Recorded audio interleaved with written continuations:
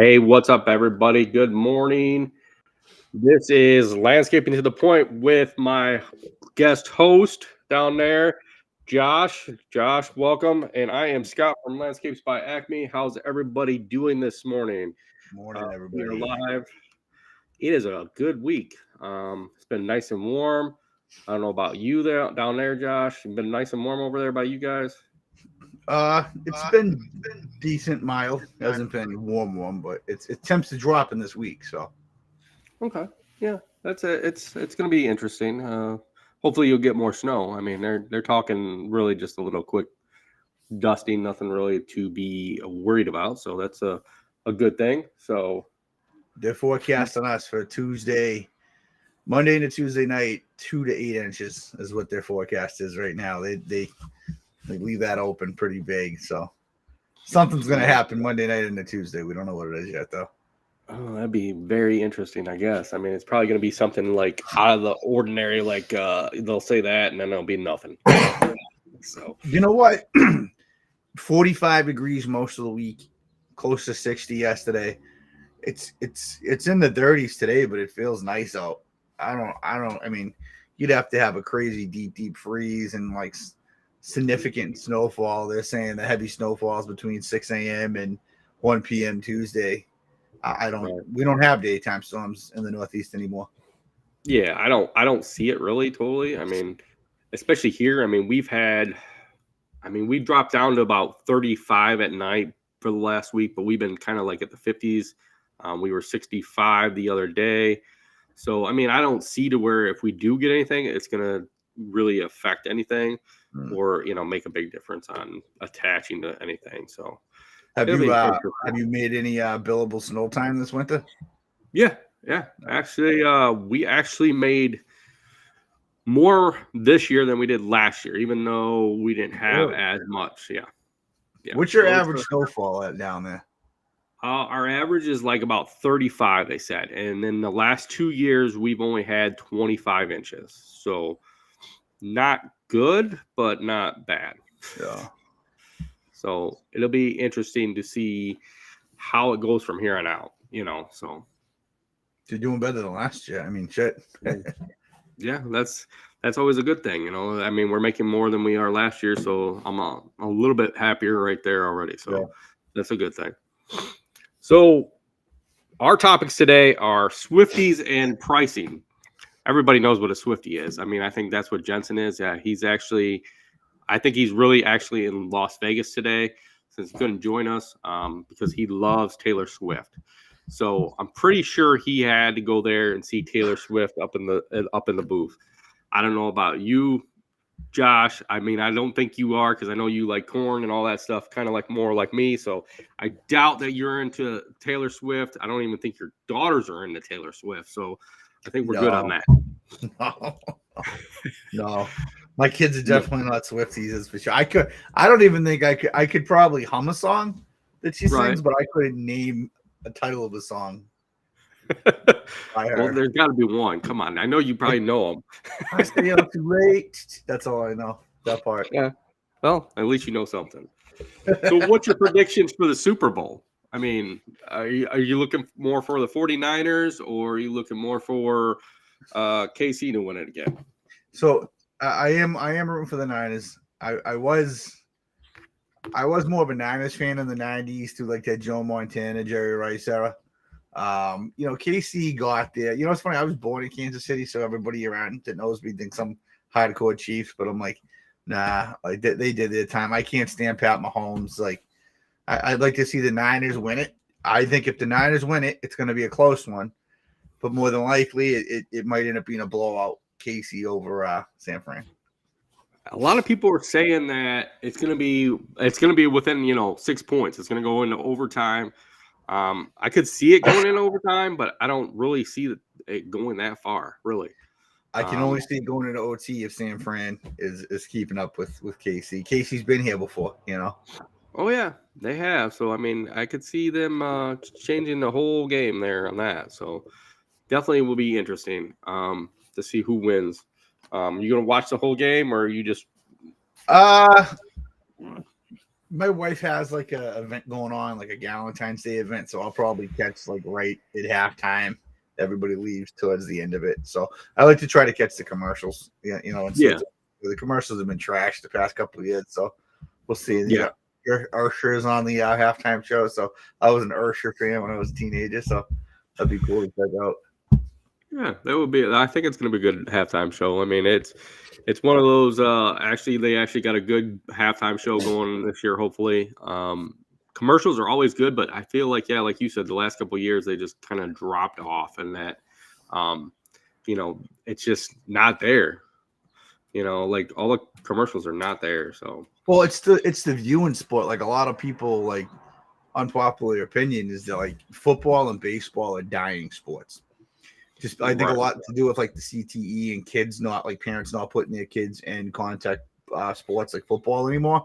Like right, kids don't watch it as much, and that was part of the marketing strategy with these companies is like try to figure out ways to engage people with the game. Like that's the reason they did the pitch clock in baseball. It speeds things up. It makes it more entertaining. More penalties. It speeds up the game and it gets people. Well, it's another thing to bet on, first of all, but right. I just think that they said viewership was down with football in general. Kids enrolling and playing like Pop Warner was down. So I think that kind of contributes to it as well. Yeah, yeah, I think it does. Okay, so let's go on to our next topic. Because I don't want to keep talking about Taylor Swift. I mean, she is what she is. I mean, she might be getting back from Japan here, but from what I heard, she's not flying into Vegas, so I don't even know if she'll get there. So, um, pricing services is a very big thing right now, and I hear a lot of what's going on, and a lot of people are asking me left and right, like, how do you price stuff? And I know that you probably have heard that many a time. So we're going to go on and say, how do you price your jobs? And how do you come up with the prices? That's the main thing, right? So Josh, kind of lighten some people on how you kind of figure this stuff out. All right. I guess a generalization, like take the idea that it's landscape and lawn care out of it, and you're just a contractor. 98% of the time when you're going to figure out a price, it's your time plus your material. So when people say your time, what they're referring to is how long it's going to take you to complete that job on site. That's where experience comes in. Now going back to the industry, like you're going to go cut a lawn. You don't know if an acre is going to take you 10 minutes to cut or 45 minutes to cut. If it's a bumpy terrain and you got to go over the lines to fix them up, you're going to use your best guesstimate of how long it will take you to do that job. I even have jobs where people will ask me for a contracted price, and I'm not even 100% certain that I'll put an hourly rate up to a cap if I'm not certain and stop at that and say, hey, we're at the cap. Would you like to go further? This is how far we've gone. But there's a lot of variables that go into figuring out exactly how much you want to charge and how many hours to charge. I'm a big advocate of having a minimum on your hours, right? If you're new in business, you're not necessarily going to know your hourly rate. You're not necessarily going to have a lot of overhead. That's the tricky part. I think a lot of guys in business where they get mixed up is they start in business. They go, hey, I could make $500 to $1,000 a week cutting lawns. I'm good with that, and not realizing that, hey, let's do you like what's the one guarantee in the lawn care? If you stay in it for 2 years, you're gonna grow. There's always someone looking for a lawn care guy because the other guy won't pick up his phone. The other guy's too busy, he can't pick up his phone, he can't get out to the estimates. So you're gonna grow. That's inevitable, right? As long as you're staying in. But not giving yourself the room to grow. So like when guys go in and they say, hey, I'll do $20 an hour. I was making $20 an hour on my job. That's fine if this is just a side hustle for some beer money or some lunch money. But if you're trying to develop a business, you want to kind of look forward to like, hey, look, call around and get a quote in insurance and see what insurance would cost you. Get an idea of what a truck payment would cost you, a mower payment would cost you. You can ballpark those things and create an overhead number. If you're, young dude, young girl living at home with your parents, you could take how much it costs you to pay rent, your grocery bill, your fuel bill. Like take what it costs you to survive, break that up, and see what was it? Everybody, He wants to know about Russia, and I don't know. I mean, I don't think we're talking about Russia. We're just talking about pricing services. But You want to mow lawn in Russia, yeah, Ruska. we'll mow lawns in Russia. I mean, it's probably cold there right now. I mean, who knows? I Yeah, don't know guess. the temperature How much rise did over you there. charge in Russia? Yeah, how much Anyway, do you charge, buddy? so the pricing strategy I use right now, I got lost with that, is Yeah. time and material, right? So again, I can look at a yard, or a commercial project and give a square foot price based off pavers, right? We do predominantly pavers. I still will take my time and material and break that up to get my square foot number. Like market range around here is anywhere from like $25 to $35 per square foot for pavers installed complete, right? I don't go $25 an hour. I go and I look at my radius cuts. I look at my linear cuts. I look at, how long, like where can I set my pallets and walk them over to where the guy's laying them? How long is that going to take? And then I break that down to see where I am in square footage. Sometimes I'm running the money. Sometimes I'm in like the 50s. It all depends. There's variables. Now it's the same thing when it comes to mowing. That's where guys end up losing their shorts. They hear a guy saying, hey, it takes me 20 minutes to do an acre with the lawnmower. And not realizing, hey, that's a straight acre with no obstructions back and forth, like nothing to blow off. There's no sidewalks around it. Okay, yeah, I get $100 for that acre, and then the next yard's an acre, but they have beds, they have statues, they had fixed structures in place that they they don't know how to time that. So when you're starting out, I would suggest that you get an idea of what your hourly rate for yourself is going to be. So again, what I was saying prior, figure out what your fixed living expenses are, and figure out what it costs you to live if you're working 40 hours a week, right? And say that's $20 an hour. Now, are you going to charge $20 an hour to a customer? No, now you can't do that, because after taxes, after expenses, you're probably making about $7 an hour, if even that. So you want to, you can use the root multiplication on this, where you say if you're going to pay yourself 20, okay, just to simplify it, you're going to be $40 an hour, right? $40 per man an hour. So that means if you're on the job, it's going to take you 2 hours. You're charging $80 for that job. The reason why I use $40 is because you got no overhead. You don't have a shop. You park your trailer in your driveway or whatnot. Everything's set, ready to go. But at least you're there. You're already at that market page. So when you bring a guy on for $20 an hour, you're making $25 an hour off his labor, right? Then you have expenses. That's what you have to fix in. All this you learn as you go. The best thing I can suggest to guys is to ask questions. Like I can't stand the guys that get pissed when guys ask questions about pricing. I get when it becomes like habitual and guys don't even try. But it's like a double-edged sword. Like if you don't kind of give guys an idea of how to structure pricing, they're going to throw any number out there. They don't know, and there's vetted guys that still don't know, that are working on like, 2 to 5% margin. And again, that's where having a factor like, you have an hourly rate, but hey, Scott, listen, yeah, I'm going to do all your brush cutting out back. It goes kind of far back. I can't walk back there, but we're going to put it at $500. $500 with the machine's going to get you 5 hours. Once we hit that mark, we're going to stop, see where we are, and then we can, see if maybe you want to put another 5 hours into the budget. But as you go, you add things to figure out what that minimum rate is for you. So like after year one, you're going to take all your receipts, right?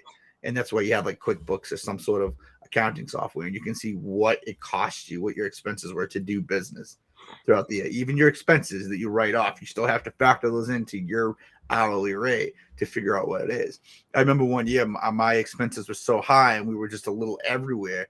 I hadn't checked them the year before. I kind of just rolled things in. We were busy, and I was going based off, it cost us, it was something like $42 an hour to operate. And we acquired so much fucking overhead that it was up to about $61.50 an hour. So I wasn't even considering the difference of that and losing that much money. At the time, we were only billing out probably about like $75 an hour. So I wasn't making much off that, so you have to constantly check those and pivot and adapt every year and adjust to what your bottom line cost is. Interesting. Very interesting. I mean, there's a lot there to take in. I think, as for me, I mean, being in business so long, I went years, because literally when I first started, a lot of companies didn't want to give this information out. Nowadays, you can get this information and know how to get your numbers to actually know how to price it from year to year. But one thing I definitely would say is, like what Josh said, take your first year, take all that stuff into account, everything, from your insurance to your employees to your truck payment to, the littlest things that you cannot think about. I get a lot of people that don't even think about like maintenance, taking care of their mowers. Sometimes you guys take care of your mowers, you take care of your equipment, you do it yourself instead of, billing it out to somebody else. Take it all that in, and then the next year, go through it and calculate it out, and you're going to come out to your hours, like Josh said, and that's how you figure out your hourly rate. And we try to do that every year now. But like I said, at the first beginning, when I first started, it took me 5 years to come up with my hours. I would just say, okay, yeah, we're going to do this job at this. And it probably hurt us at the first, 10 years of business, but we were still making profit because we were doing a lot more jobs than we were definitely, started out with. So, but, knowing your numbers and then being able to price stuff the right way, it comes into a long way down the road where you're pricing everything perfectly to where you can walk into a job and know exactly how long it's going to take you to do a job. Josh knows this by now, and that's a good thing, right, Josh? Yeah, and I don't think that and again, I think I was really vague with how I described it, because there's so many avenues that you can go up when it comes to pricing. But I don't think you're ever going to get, perfect pricing. I think you can always protect yourself. And that's the one thing I've learned, where it was like, oh yeah, we'll throw that in there. We'll throw it, or I'll forget. Like, when I started doing patios, I would forget about the 3 yards alone that I would need to regrade everything. It's like, okay, crap, it's not 3 yards alone because I have ruts from the time machine. So now I need a little bit of fill in there, and it's 10, 15 cubic yards of fill and loam. So stuff like that, where you build in, and when you start breaking down your estimate to a sense of like, okay, you have, like I said, I don't come up with my number on a square foot price, but when I show it on a customer side, it'll break up to a square foot price, even if it's on the higher side. And I give a brief description, but underneath that we'll say like disposal charge $300, loam and turf repair, $1,000 for 10 cubic yards or whatnot. Right. So those break down, but I learned how to protect myself by adding those in and not bulking them into that labor line of just the pavers, because I would hurt myself a lot with that.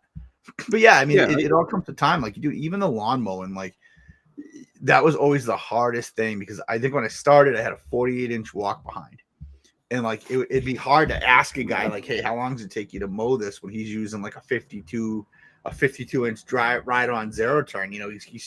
He's still beating me because he's riding a lot quicker. He's bagging. His blades are probably running a lot faster.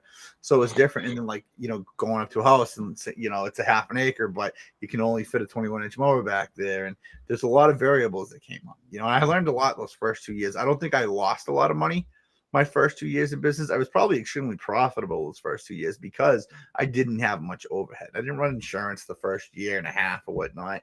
So it was like whatever I made was in my pocket. But I will tell you, I came from a management background, so I knew about markup. I knew about, eventually I am going to have to, raise these prices, or I'm going to have to bring people on. I think I started out my company and I was running at $70 an hour or something like that on maintenance with everything. So I was charging $70 an hour for myself with the 2-hour minimum. And that was on projects. On mowing, it was what it was. Some of those places would be $40, $50, $100. So it all varied. But again, just how I would start going into jobs is look at it. It's going to take me a half an hour. I figured out that my hourly rate that I need to live a good life and pay all my bills and my company bills is $100 an hour. Okay. $50 for that half an hour. Yeah. Or you get a 1 hour minimum where it's $100. When I was plowing, it was a minimum $100, because we ran $200 an hour. I was getting at least a half an hour off it. Right. But I think knowing that, knowing some of that stuff ahead of time, and yeah, like you said, going in the beginning, a lot of times we don't have insurance. People don't have the insurance. They have their low overhead costs, but then that second year they're adding that insurance. They're adding this into it. They're adding that into it, and I think going by every year and actually looking at your numbers and knowing exactly where your stuff is, I think it came into a big factor for me a couple years ago, is that at after every job, you should kind of look at your numbers, especially when it comes to landscaping, because certain things change out throughout the year. A lot of our suppliers don't change at the beginning of the year. So sometimes you might say in January, okay, these are my numbers at this hour is what I need. And then when it comes to, March, April, and prices change at your suppliers, and you're like, okay, well, now my numbers have to change. I think you got to kind of take into a factor some of that at every time you're doing a job, correct? Or is that something you do, or you just price it out for the whole year? I mean, typically, so there's a markup on all that, so Right. anything that's a material or a cost of goods, there's a markup, and the minimum markup's about 20%. So even if things go up, we tend to catch them. I'll use an example of through COVID, grass seed, an athletic field mix out here went from like $105 a bag to almost $300 a bag within like a year and a half. And we didn't catch up with it at first. And we were like, well, okay, why are we driving? They weren't significantly low, but they were lower margins. And we were trying to figure it out because usually like, a reseed or a lawn install was pretty profitable for us. So I do try to check things as we input them. But it's typically, annually we'll go through and check it. There's not that much of a difference. Typically our vendors will tell us when things are increasing or whatnot. But yeah, I mean, grass seed's probably the biggest thing. Pavers have gone up 75 cents a square foot since COVID. Right. Yeah, I think a lot of that grass seed definitely has gone up. Fertilizer's gone up for us. But a lot of the little stuff hasn't gone up too much. So it kind of helps us on that. So that's a good thing. But yeah, grass seed definitely, I mean, you got to know that kind of number and get ahead of it if you can. But it's one of those things that you're always at that point. Well, that's the hard thing too. Like, so if your grass seed goes up triple and you're pricing it per square foot, you're going to price yourself out and you're going to be in the red, Right. Think of hydro seeders that are like, 12 out here for wholesale. Like I think I paid 12 to 14 cents a square foot hydro seed. We probably pull out about 25, 30 cents a square foot to the customer. Imagine if that, like when that went up, I mean, that's what I mean. We were upside down on some of those costs. Oh yeah. Yeah, I think so. Okay. Here's a good question. I mean, a lot of guys do plantings. Okay. Like I do plantings. Now, do you cover like a place that we buy from one of our suppliers does not give a guarantee because literally once we buy it, it's pretty much ours. So do you guarantee that plant? I see a lot of landscapers that are saying that they don't cover anything once they install it. It's up to the homeowner. So now if you went and planted something, would you guarantee it for a year, 6 months, whatever? So commercial, you have to guarantee it for a year. Right. That's why usually on commercial, you're also responsible for like irrigation install. It really varies with the customer. If I put a tree in and, you go back, if a customer calls me to say you put a tree in and it's dead and, come look at it. And obviously you can tell if it's been watered or not, you do an inspection, you'll dig an inspection trench around it to see if, if the root ball's dry, if it's separated, was it disease? Did you install it incorrectly? I mean, it's really hard to fuck up a planting. It's like as long as you follow your guide and you really do what you're supposed to do. Google it if you're not sure. With residential, typically I'll give like a 3-week guarantee, but I tell them like I can't control your watering habits. I can't control droughts. I can't control disease if your dog's peeing on it. Unfortunately, commercial, you have to warranty those, but those commercial jobs, all those new install jobs are also a lot more money where, right. They're buying upwards of $100,000 a plant. So you're going to warranty a fucking $200 tree, Right. Again, residential, the hard part, but even with lawns, like we don't guarantee lawn. Like if we have someone that has a spotty lawn and it's coming in other places, we know, okay, like, yeah, something didn't germinate in that area. Maybe we didn't adjust the irrigation correctly. If you don't have irrigation in your yard and we put a lawn or plants in, no. Like there's definitely not. If you're going to be doing it by hand, that's tough. Plants, we do suggest we offer that we'll put a watering bag like on a tree.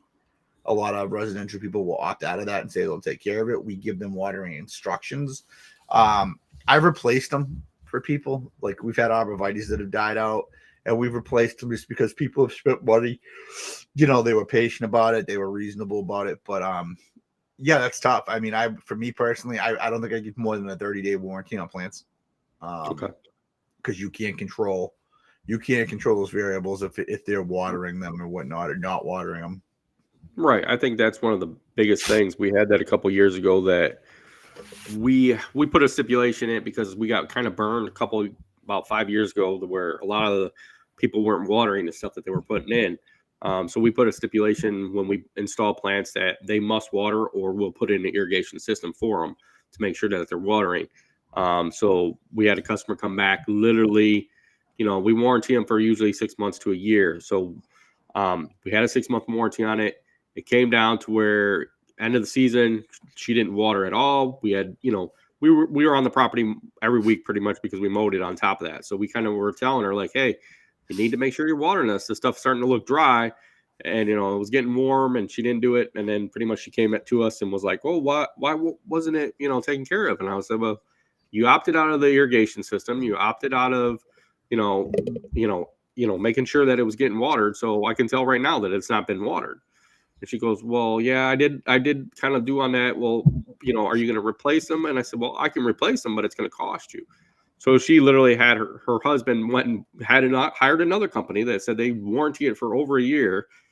And, they'd put it in. Well, they put it in, and guess what? It still didn't get watered, and they died again. So literally, she's now back to us. We installed, irrigation line to it, and we made sure that it was watered. So that was one thing that, I definitely would suggest if you're not doing it. Like Josh said, make sure that you tell them, give them watering instructions. Make sure that, they have water to go to that, wherever they're going to go to. Write it down. Yeah. Cover your butt as much as you can. Because, an example, we did a job for a customer, real nice people. We put in like a bunch of hydrangeas. I think we put in then we put in like a couple dogwood trees or whatnot. And I was leaving, I told him, I said, hey, how should we water? I said, for now, I said, water once a day for 2 weeks. I said, and then scale back, twice a week for 2 weeks, blah, blah, blah.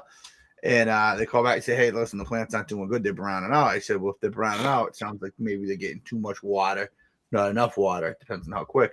So I show up there and I'm talking to the husband, and the husband goes, no, listen, we follow the instructions, blah, blah, blah. Once a day, light watering, blah, blah, blah. The wife comes out. She goes, yeah, I'm watering them 3 times a day. I said, 3 times a day?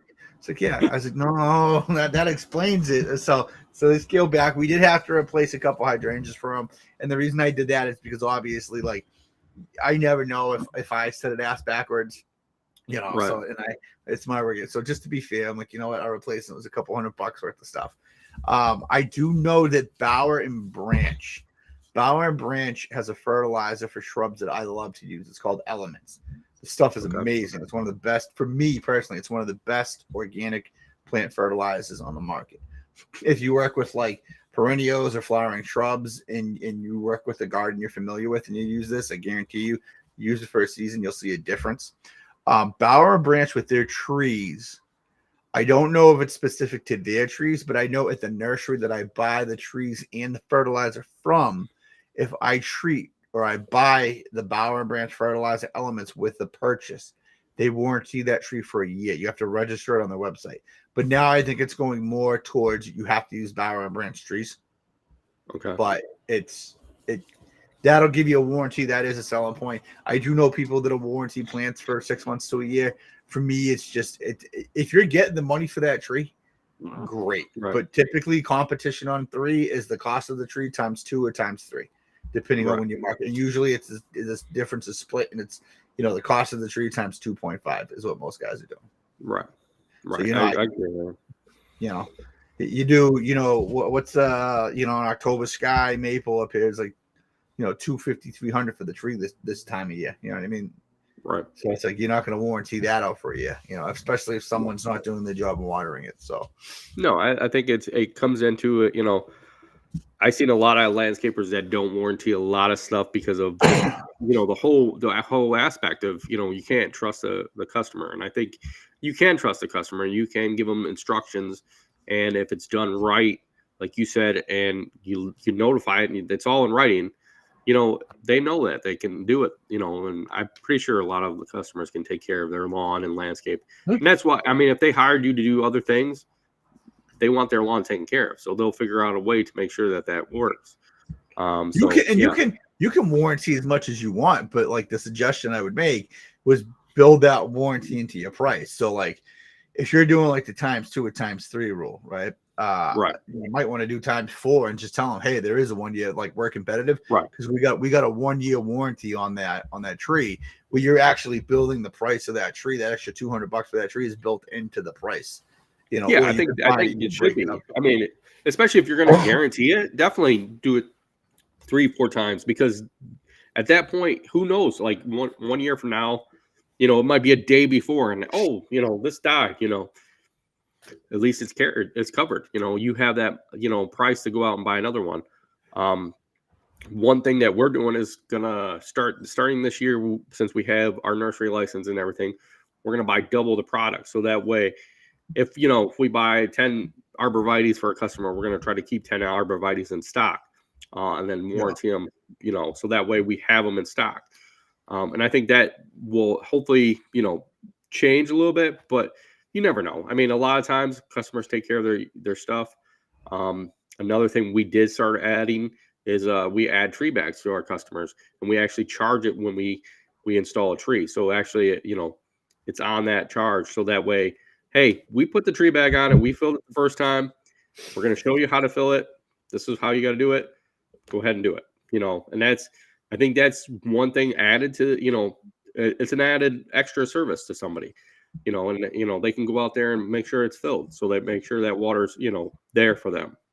So yeah, you also like with plantings, right? Like speaking of warranty, like there's also all the variables too that could go against you. Like were you making a correct soil mixture? Did you use compost? Did you use virgin soil? Did you use the organic soil that was back in there?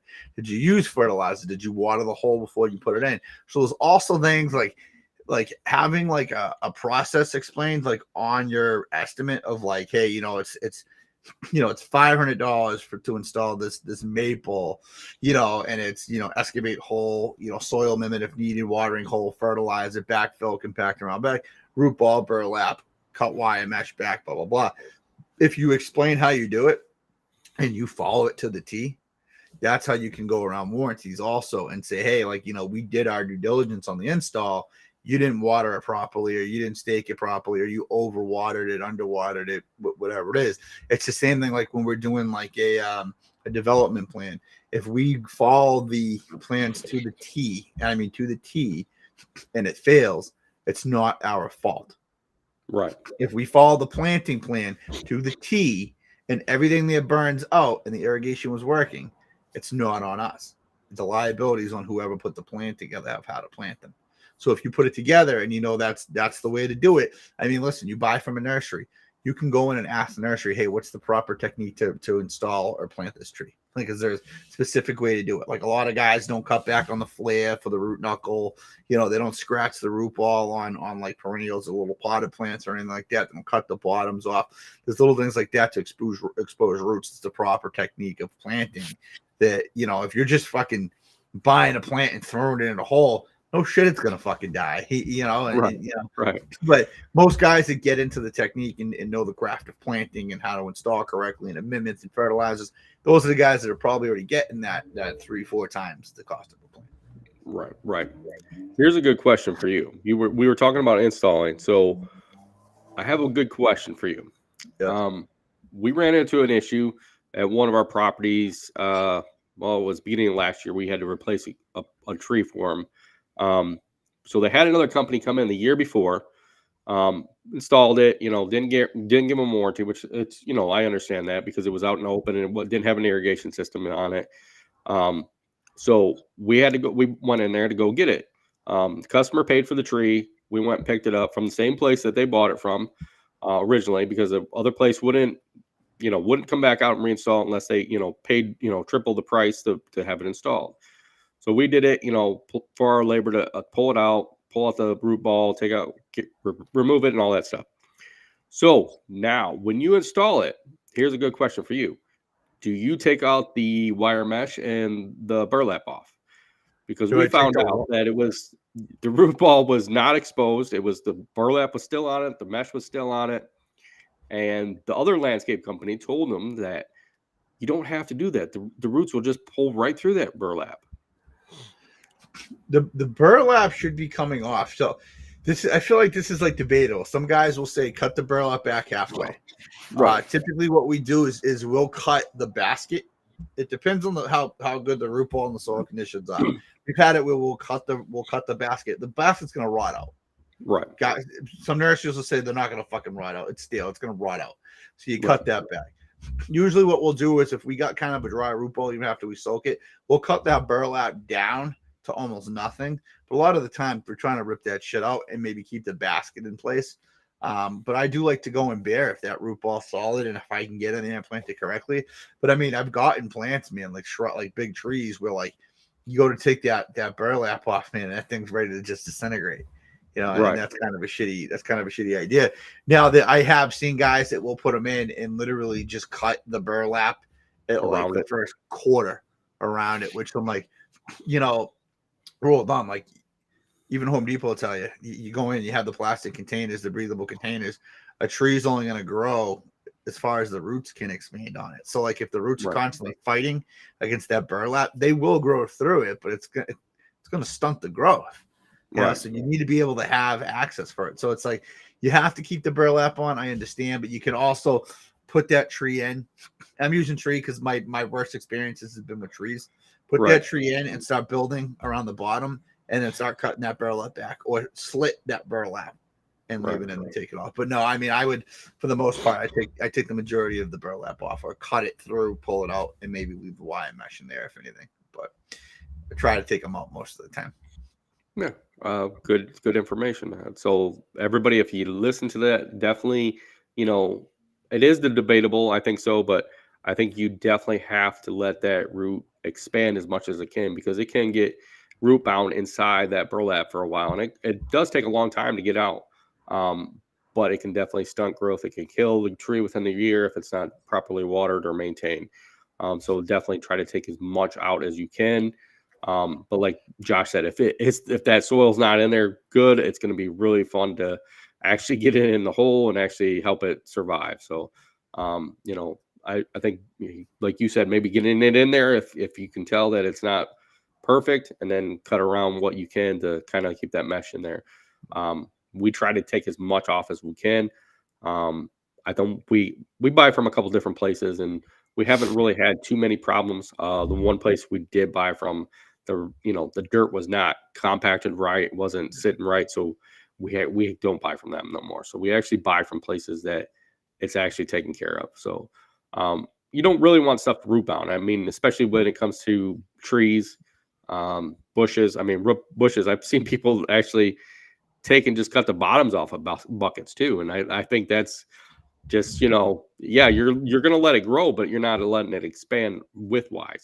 You cut the bottom of the bucket off and just throw it in. Yeah. It's crazy. You're going to have a tap root, but you're not going to have that. You're not going to have that right grab with the bushes. You'll have a solid tap root. That's for damn sure. Right. Tearing the thing out. Yeah. I mean, that was not fun. I'll tell you that much, taking them all out. But yeah. So here's a couple other questions. And this one's going to blow your mind. Okay. When you're pricing for everything, what is the 3 top main things you should put in when you're pricing your hours?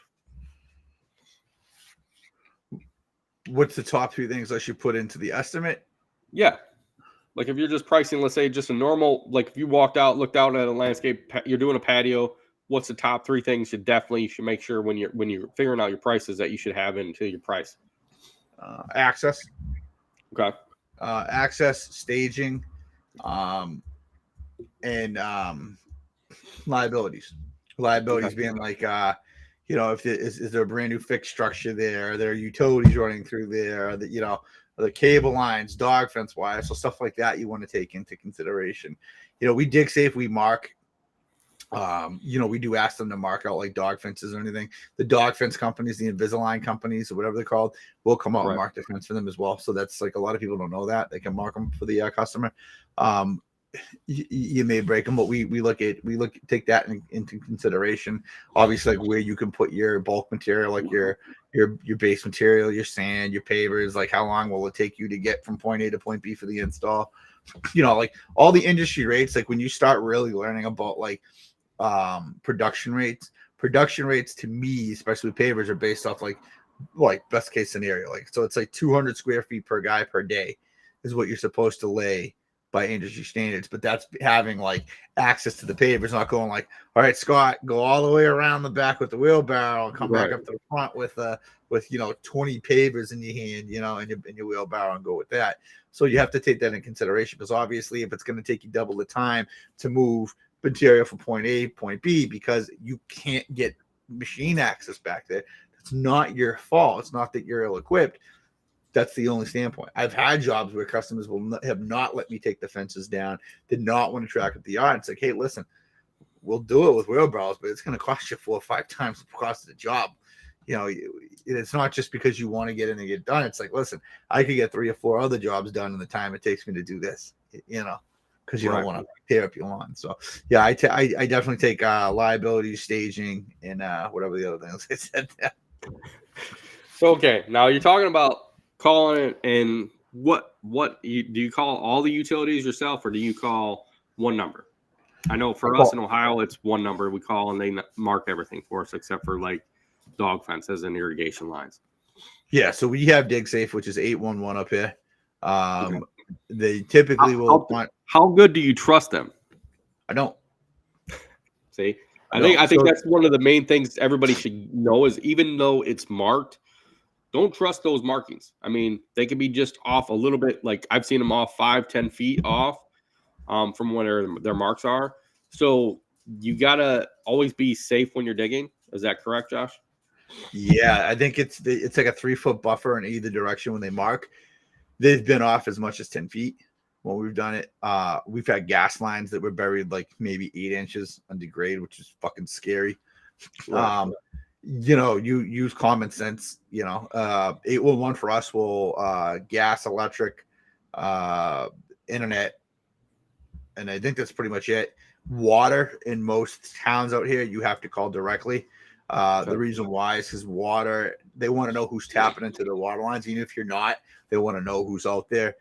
Dog fences, you'd have to, and irrigation, you'd have to just, unless they put tape down, you're not really going to know. What we'll do is we'll build in the hourly rate on our irrigation repairs and tell people it's almost inevitable we're going to mess up the irrigation, but we'll repair it. I would definitely say, like, when we're talking cost, it doesn't cost anything to call 411. You could be a homeowner. You don't have to be like a structured entity of a business to call 811 for a customer's property. But the liability is on you. If you put a plant in the ground and you hit a gas line, you're going to figure out real quick how to price liabilities into your contracts and your pricing. If you hit a gas line and you're digging by hand, and it's out of the way or it's out of the marker, even if you're dealing with an excavator and they're off by a certain amount, the liability is on the person that marked it up from 811. So it's a big liability chaser. And it's just something you do whenever you're excavating, you just do it. Plantings, walkway, whatever it is. I know it seems minuscule for like 1 or 2 plants. I mean, I've done it in due diligence where I'm like, there's no meters around. There's no electric meter. There's gas meter. You can see electric coming in overhead. You'll see the Verizon or the Comcast coming in overhead. We're good. But I would definitely exercise it. It doesn't cost you anything to do it. And you can do it all online now too. Well, at least through 811. I think we're the same way. 811 is definitely what you call. You can definitely do it online. I think it's one of the most important things, especially like what you said, is that if you get it marked by them and you hit it, it's no cost to you. We were actually told by one of the cable companies out here when we actually was marking out one thing is that if you hit one of those Comcast cable lines, it's $2 million an hour to fix. And that's not something, even at $200,000 an hour or $2,000 an hour, do you guys have that money sitting off to the side doing that landscape job to cover that? I mean, what is it? It takes like what, $2 million an hour? Yeah, that's what I think he said. And I was like, wow. $2 million an hour. This was the coax cable, the big ones, that runs everything. And I'm like, wow, that's even, I'm like, you're talking about the fiber optic cable, the orange cable? Yeah. No, man, Yeah. there's no way. That's $2 million an hour. That's what he said. And I was just like, wow, like, okay, well, even at that, even at, I'm thinking in my head, even at $200,000, $2,000, I don't want to be putting that out of my own pocket. I'd rather call and save my butt in the long run than having to, pay for it myself. JC says he likes to dial 411. Well, of course you like to dial 411. I hope you're having fun with Taylor Swift, JC. I hope you are. Hey, just a note on that too. So, you fiber optic and internet companies are usually the worst with marking out their utilities. And I'm going to tell you, I have myself have nicked fiber optic lines edging landscape beds. They don't have to be more than a few inches below grade because there's no frost line on them or nothing. So it's a lot easier to hit those. And I can tell if you're going to hit anything doing like basic like landscape enhancement, it's going to be a fiber optic line. Right. And I think one thing is also, I don't know if they put time limits on yours when they're going to come out and mark them and have them done by. Yeah. Okay. My good rule of thumb is that if they tell you, say, noon on Tuesday, don't show up till Wednesday. Yeah. Because literally we showed up at one job about 5 years ago. It was told to us it would be done by 10 a.m. We showed up with a whole load of plants because we had 50 plants to install. We were trying to get it done that day before they were having a party that weekend. So we were trying to get it all done before the party. Hi, Morgan. But anyways, we literally came in there we got there about 1 o'clock. We started digging our holes and we got about 5 in before the guy from 811 showed up to start marking stuff. And luckily he got there when he did, because the next hole we started to start digging, we were just inches away from hitting one of the lines. So that's one of the things I would say, definitely make sure that you actually get everything marked. So, and then make sure that you have plenty of time to get it marked. So they expire too. Yeah. So if you don't get there in enough time, I think you have like 2 weeks or something to do the initial excavation, the breaking of ground, and after that, you have to call them out again. Oh yeah, I think so. I think you should definitely look for those markers, even if you don't see them. Definitely call and find out what's going on and when they're going to come out and mark them, because I think that's one of the main things you definitely have to make sure that's all taken care of. JC's over there probably texting you. JC, we're glad that you're still in Vegas with Taylor Swift. Hopefully you got on the flight back from Tokyo. I know you go to Tokyo left and right, so hopefully that went good. Is there anything else important that you would let anybody know about when you go to do pricing and marking stuff out? Just be aware of your surroundings. Obviously, like, you have your baseline price, but I would look at like many variables of like, again, I'm going to use just the lawnmower as an example, like the trimming. Is there a lot of trimming near a driveway? Are there liabilities there?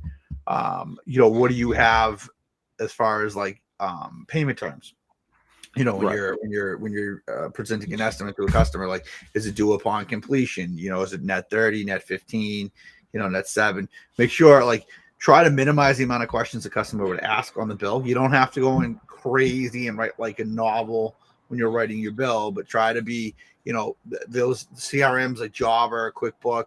I forget what the other one is, but Element, that's the one. Yeah. Yep. You can pre-prompt. So when it says lawnmower, and you can have it where it's like, arrive at property, mow lawn, tri-directional each month, weed whack, line edge, blow off, hardscapes, blah, blah, blah, boom, right there. Be descriptive, show what you did. When it comes to pricing, just make sure that you're constantly checking your numbers, even if you're doing it quarterly. If you're small and you just start up, annually, but make sure you're constantly checking your numbers. Your numbers being the amount of money it's cost you to run your business that year, not just how much you want to make, but make sure you understand the bottom line it's costing you to run your company, and then you break that down to how many weeks you're working per year, and then to how many days, and then 8 hours in a day, and then you figure out, hey, it might only be costing you $20 an hour to run your company out of your garage or out of your basement. So now it's a minimum of $20 an hour I got to make to run my company. And then after that, you can tack on payroll taxes, like insurance, like Anything extra you're going to add on, you can add on later, but as of right now, that's what it costs you. And then you add profit to that. That's all definitely good things. Definitely take a look into all your pricing year to year, guys. It's very important that you keep everything at. We have, JC jumped on. What'd you do? Kick Josh off? Josh just turned into JC. Oh, wow. Josh turned into JC. Yeah. JC, I love your hotel room. What hotel are you staying in Vegas right now? I had to cheap out, so you cheaped out. You got the cheap hotel. I'm squatting right now. I'm squatting. Yeah, you're squatting at somebody's house. That's awesome. Good. Yeah, sorry I'm late. I was No listening problem. to the conversation you guys are talking about as far as pricing and dig safe and all that stuff. It's definitely the time of the year to start thinking about those things. And the weather's getting into that spring season a little bit, so it's never too early to start thinking about plans for this year's lawn season. Oh yeah, I definitely think it is a good time. I mean, I think any time throughout the year, and like I was telling Josh, and I think even when you do jobs, try to keep in mind hourly and how long it takes you to do a job and what's all involved. So it kind of keeps you on a good plane of knowing, okay, I'm doing good at this. I might have to adjust this one next year. That's something with us doing timing on things, we kind of keep an eye on where we're at every day instead of just saying, okay, we just worked 8 hours today. So, but if you know exactly what job you're at and know how long you've been there, it kind of gets you a better going from there from year to year. So, what's your advice on having either a written or a written budget as far as your business goes? Like I heard Josh was talking about like hourly rates and what it costs for your to run your company per hour, and then add in supplemental things here and there to kind of figure out the balance on that. But I don't think enough businesses stay dedicated to their budget, or even if they have one at all. And that's important because you could save from certain points. For me, I think it's hard to come up with a budget, especially for a landscape company, lawn mowing company. It's hard, but I think if you know exactly, it's easier to look at your things year to year and know exactly how much gas you're going to use, how much equipment, oil you're going to use, how much you're going to need for blades and all that stuff. And that you can budget. But sometimes the variables of gas, because gas changes and stuff like that. But you should always have a kind of a little bit of a budget mindset of what it's going to cost you for the year, especially going into the beginning of the year and saying, okay, well, this is what this is going to cost. This is what that's going to cost. I think that's the best thing for me. It's kind of hard to go the whole year and say, okay, this is going to be my whole year. I'm only going to spend $100,000, and then I go and spend $150,000. It's hard because there's always chances of variables on everything. And just like I was telling Josh before, it's like your costs from a vendor could go up, and you didn't even think about that, and that could affect your full end line. But I think budgeting's good to do. Definitely it's a good thing to do. At the very least, I know budgeting could be like a strong black and white type of thing, and constant change is always something you have to consider. Maybe budget is a strong word, but more of documenting or keeping up with your costs, of knowing what you're spending and where money is going in direction, and just keeping up with it and just knowing where your money is being spent, how it's being utilized, and adjusting accordingly based on what you need to do. Yeah, definitely. Tracking, more like tracking than where you tracking. If you can track everything as much as you can. Like I said, we started tracking hours of each job last year. So I think that helps us out in the long run of knowing exactly how long you're there at a job, because you might price it at, say 35 for a yard and your hourly rate's at 50 and you're there for over an hour. Okay. So you're not making any money on that job. So that's one of the jobs you'd have to go back and say, okay, I need to readjust this. But I also think you need to take your time into you have to figure this out every job for every day throughout the season, because sometimes when you're mowing, it's hard to say, okay, you might be at that job for an hour in the spring, but in the fall, you might only be there 15 minutes. So you got to take that whole time and then average it out and say, okay, am I averaging out perfectly to that $50 per hour for that job? And then if you're not, then you definitely got to adjust for that too. I made a mistake with the leaf job, and it was like the first year that I didn't really know how to do it. And I judged it based on what it took me that first time to do it. So the next year I had a flat rate. I'm like, this yard took me 3 hours last year, so I'm going to charge 3 hours next year. And the next year it was worse. Like I spent more time on that property because there was more leaves, there was more obstacles. Like there was just so much going on with that. It's not the same all the time. So I would never ever do that mistake again. Yeah, I think last year we changed that on a lot of our cleanups. We changed to hourly instead of a set rate. And our prunings, because prunings are different every time you go there. You can't really say, okay, every time I come here in the spring, it's going to be 2 hours to do. It might be an hour and a half. It might be 3 hours. So I think pricing it by the hour for certain things is a lot easier than, and let your customers know that that's how you price when you estimate it. If not, let them know, if you're making an adjustment in your pricing plans, so that way they know exactly year to year what it is and how it's going to change. I think that it's easier to keep track and charge by the hour than to lose money in the long run. I agree. Yeah. So everybody, I want to thank Josh for coming on. I thank JC for hopping on when he's been in Vegas. So it's been a great show today. We learned about Swifties. We learned about the Super Bowl. We learned about some pricing, how to take care of your plantings, calling 811 or call 411 if you really want to talk to somebody and you're lonely.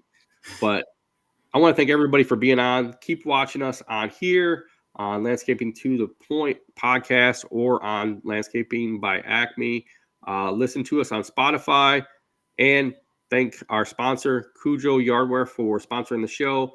Definitely hit the link below and get yourself some Cujos. So thank you guys. Have a great day and a great rest of the week. Go watch the Super Bowl. Let's see who wins. Go Niners. Yeah. You never know.